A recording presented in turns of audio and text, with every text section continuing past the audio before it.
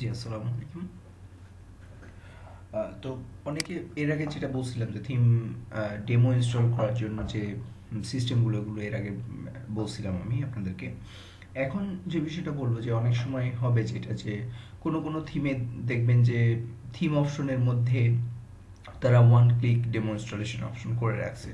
অর্থাৎ ডেমোগুলোর একটা ইমেজ দেওয়া এবং ওখানে ক্লিক করলে সাপোজ 10টা ডেমো আছে, তো 10টা ডেমোর মধ্যে ওখানে ক্লিক করলে ওই ডেমোটা জাস্ট কয়েক সেকেন্ডের মধ্যেই ইনস্টল হয়ে যাচ্ছে।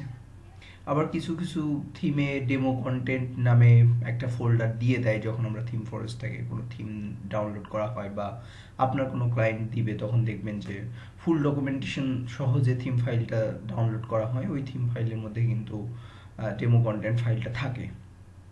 আলাদাভাবে ডেমো কন্টেন্ট একটা ফোল্ডার করে ওর মধ্যে দেওয়া হয়, যেটা আমরা আমাদের থিমগুলোতে এইভাবে আলাদাভাবে দিয়ে দিই।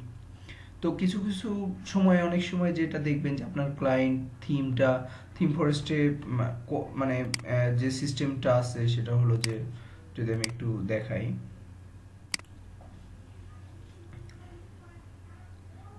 থিম ফরেস্টের মেনটেনেন্স মোড চলতেছে। আচ্ছা, তো থিম ফরেস্ট যখন থিম ডাউনলোড করা হয়, আচ্ছা এখান থেকে একটু দেখাই, তো দেখি এখানে কি অবস্থা।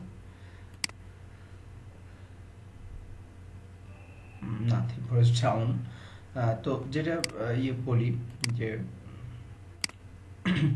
যদি এমন হয় যে ক্লায়েন্ট অনেক সময় ভুল করে যেটা করে যে দুইভাবে থিম ফরেস্টে মানে ওয়ার্ডপ্রেস থিম আমরা যখন থিম ফরেস্টে সাবমিট করি তখন দুইটা ফাইল লাগে। একটা হচ্ছে যে শুধুমাত্র ইনস্টলেবল ওয়ার্ডপ্রেস ফাইল, এটা জিপ করে আপলোড করতে হয়, আর আরেকটা হচ্ছে যে ফুল ডকুমেন্টেশন সহ।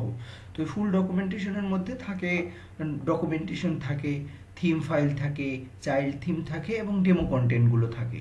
এরকম কয়েকটা ফোল্ডার করে করে দিতে হয়, যেমন থিম ফোল্ডার, ডেমো কন্টেন্টের একটা ফোল্ডার করে, ডকুমেন্টেশন একটা ফোল্ডার করে ওর মধ্যে রেসপেক্টিভ ফাইলগুলো রাখা লাগে। তো এটা হচ্ছে ফুল ফাইল। তো ক্লায়েন্টরা অনেক সময় হয় কি যে ভুল করে দেখা যায় যে তারা ওই শুধুমাত্র ইনস্টলেবল ফাইলটা নামায় এবং আপনাকে দেয়। তখন আপনি যেটা করতে পারেন, আপনার ক্লায়েন্টের কাছ থেকে আপনি বলবেন যে ফুল থিম ফাইলটা ডাউনলোড করতে। যদি থিম ফরেস্টে এটা অনলাইন থাকতো খুব ভালো হতো। দেখি আরেকবার ট্রাই করে। এখন আসছে। আচ্ছা দেখি থিম ফরেস্ট আসে কিনা।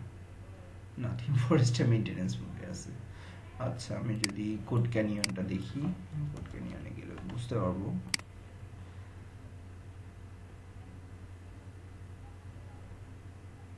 না, sorry, maintenance mode still now. আচ্ছা, তো যখন এরকম হবে যে দেখবেন যে ক্লায়েন্ট এরকম দিয়েছে, প্রথম যে বিষয়টা সেটা হলো আপনি ক্লায়েন্টের কাছে চাইবেন যে ফুল থিম ফাইলটা ডাউনলোড করে দিতে।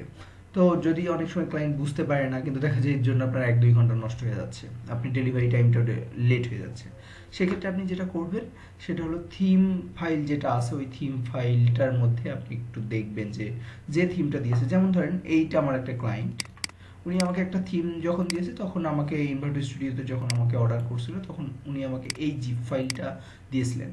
এখন কথা হচ্ছে যে এই জিপ ফাইলটার মধ্যে দেখেন কি কি ফাইল আছে, একটা ডকুমেন্টেশন, ডিজাইন, লাইসেন্স, থিম। এরকম করে আমরা যখন থিম ফরেস্টে আপলোড করি আমরা তখন যেটা করি ডকুমেন্টেশন, এখানে ডেমো কন্টেন্ট দিই, এক একটা অথর এক একভাবে দেয়, এবং এখানে থিম ফাইল দেখেন এর মধ্যে কিন্তু শুধু থিম আছে, এর মধ্যে কি আছে ডকুমেন্টেশন, আর এর মধ্যে ডিজাইনটা আছে। এখন তারপরেও কিন্তু দেখেন এই ক্লায়েন্টের যে বিষয়টা, এইখানে কিন্তু কোনো ডকুমেন্টেশন মানে কোনো ডেমো কন্টেন্ট নাই, তাহলে আপনি খুঁজে পাবেন কি করে? তাহলে প্রথম যে উপায়টা সেটা হলো যে আমাকে ডকুমেন্টেশন পড়তে হবে, ডকুমেন্টেশন পড়ে দেখতে হবে, সরি,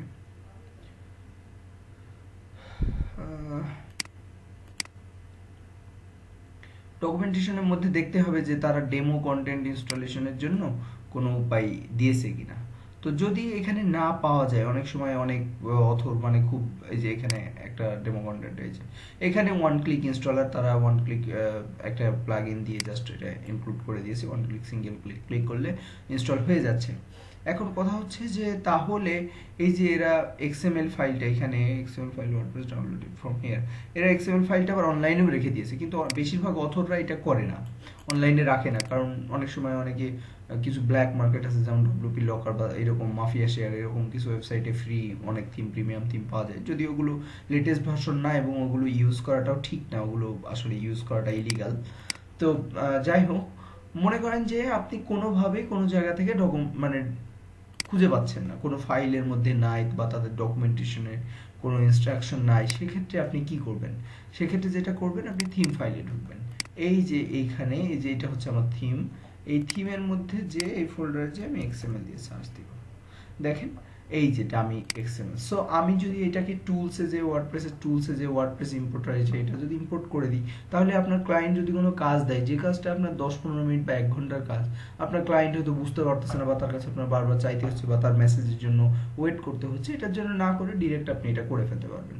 আমার মনে হয় এটা বেটার আর কি, হ্যাঁ, ওয়ান অফ দ্য ওয়ে। আর বাকি যদি আপনি খুঁজে পান, তখন তো ওই যে আগের যে সিস্টেম বলছিলাম ওইভাবে তো আপনি ইনস্টল করতে পারছেনই। যাই হোক, জি, থ্যাংক ইউ।